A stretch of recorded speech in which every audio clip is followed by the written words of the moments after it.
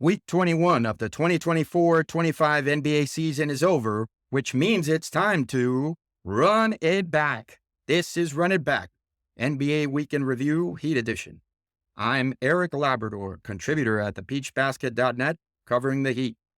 This is the show where we recap the week that was in the NBA and then highlight the marquee matchup for the week to come. We start again, as we do every week, with the only objective overall NBA power rankings anywhere. You can read more about how we get to these rankings and see the entire list at thepeachbasket.net. As for the Heat, they moved down to number 21 because of their 0-4 week, and they dropped from 8th to 9th in the East. Tyler Hero was a leader in many categories: points, field goals made, assists, and steals. Bam Adebayo was the rebounding leader, and Andrew Wiggins averaged 1 block per game during the 4 games. A review of the week: the Heat were busy with 4 games, 3 at home and 1 away. You heard it here last week from me that the Heat needed to beat Charlotte because of Charlotte's record and also that they were at home. That didn't happen. I posted an article after the game of the Heat's poor shot selection, specifically in the fourth quarter when the score was 101-99. Tyler Hero took a contested three-pointer with 27 seconds left in the game and 12 seconds on the shot clock. Way too early to be taking a three-pointer. Bam Adebayo did have a chance at a tip-in layup, but he didn't make it, and the Clippers or the Hornets were able to rebound and get an easy layup at the other end. As former Heat analyst Coach Tony Fiorentino would say in those situations, instead of trying to get a three-pointer, get a 2, take your chances. Maybe you get a 3-point play. You don't need a three-pointer just to go for a three-pointer in that situation. The Heat, after the Jimmy Butler trade, appear to have lost a lot, but it's no different to me than when Dwayne Wade was on the team. The Heat, for all they have advocated of Heat culture, is a simple NBA franchise made up of human beings that defer to one person to factor in winning or losing, no different from anybody else. This is antithetical to the Heat's next man up and team-oriented approach. The Heat definitely need, in the offseason, to re-examine this, to try and play more team basketball. With Tyler Hero's fantastic season and the talent of Andrew Wiggins, Bam Adebayo, and Hero, you still have to have 5 guys attached on a string working together. I'll say it all the livelong day and beat a dead horse until it's beaten more than enough. The Heat offense works well when it's moving the defense around from side to side, having a balanced attack of attacking the basket, getting to the foul line, shooting more foul shots, getting to the line more times per game, and mixing that in with timely three-pointers. The defense, as always, sparks the offense. On Wednesday, after the Hornets game, they played the Los Angeles Clippers that are themselves 6th or 7th in the East and also need every win at this point in the season. The Clippers played like it, the Heat didn't. Los Angeles killed Miami on the boards, out-rebounding them by 16.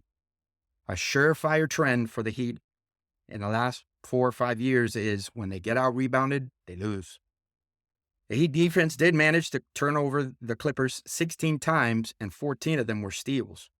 Bojan Bogdanovic was the main culprit with 5 turnovers. He only had 4 assists, and James Harden turned the ball over 3 times. I want to look at positives anywhere I can get it. On Friday, the Heat faced the Celtics, and it was assumed that the Heat would lay down against the C's, maybe dropping by 20, 30 points, but they decided to fight until the fourth quarter.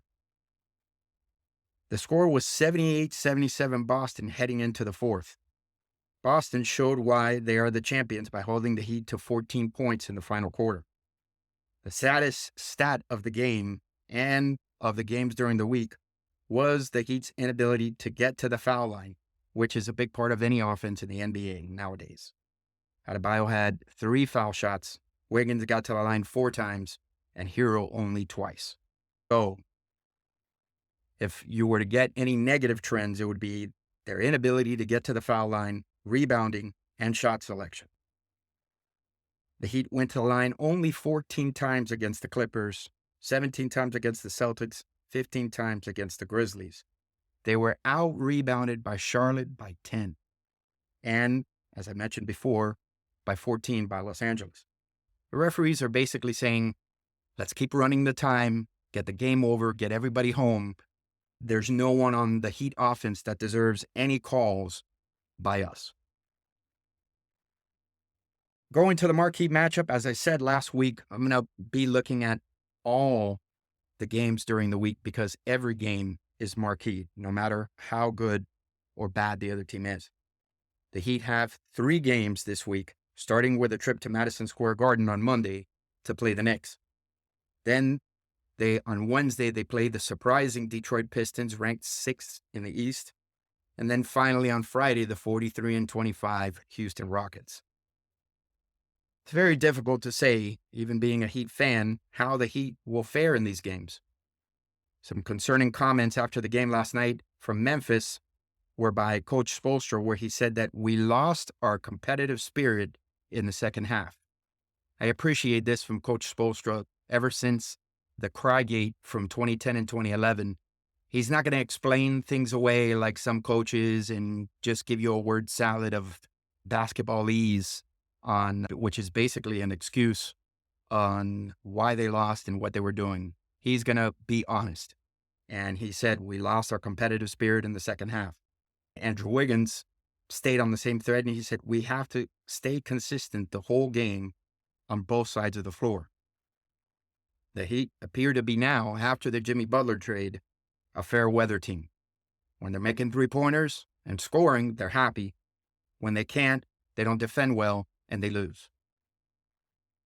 It's not saying much when, before the Jimmy Butler trade, you didn't know where Jimmy Butler ended and the Heat began, and so on and so forth. The Heat, as of now, stand at number 11 in the upcoming NBA draft. The Heat have, with their draft pick, whether 11th or 13th, have managed to get good picks in that position. And it's not an advocating for the Heat to tank the rest of the season. It's just saying where they are if the season were to end and they didn't make the play-in tournament. Finally, this leads me into the full court press. In a Google search on the Heat and keywords related to the Heat, I found the following 3 interesting articles. Number 3 was an SI.com article on their Heat fan site about fan sentiment following the Grizzlies game. The Heat should tank the rest of the season. Spoelstra needs to be fired. Bam and Hero need to be traded. Basically, delete the whole team and start over again if you were playing NBA Live. This is not a good idea. From Khalil Ware's double last night against the Grizzlies to Pelle Larsson's great play, throwing himself on the ground for a 50-50 ball against the Clippers, there are good things going on with this team. Fans should basically watch basketball just like any other fan in Oklahoma City or Chicago. Enjoy the fact that we can watch basketball night in and night out, and this team, they're constantly working on getting things corrected. They're not making excuses. The only thing that's concerning there is when the coach says we lost our competitive spirit. That needs to get weeded out. They always have to have that competitive spirit. Number 2 was an article on Dwayne Wade's comments during Carmelo Anthony's podcast. Wade commented that he didn't like the way that the PR was handled by the Heat during the Jimmy Butler situation. This is the 3rd time or so that Wade has gone out and made public comments about things that the Heat have done. I think looking at this, it was a mistake that Pat Riley committed not offering Wade a partial ownership. Riley's even admitted to it. His voice would really be better inside the organization. Number 1 was an interesting factoid from the Heat fan site, allyoucanheat.com, from the stat website, cleaningtheglass.com. With Adebayo and Hero on the floor together, they have a plus minus of 0. Now, this is not good because usually your 2 best players should have a better plus minus. I was looking at the Cleaning the Glass website, and their points per game isn't that much better. So there might be something there and there might not. So we'll definitely see at the end of the week, and I'll be watching the games. I hope you will be there too. Week 21 done of the 2024-25 NBA season. Join me next week for Week 22's recap when we run it back.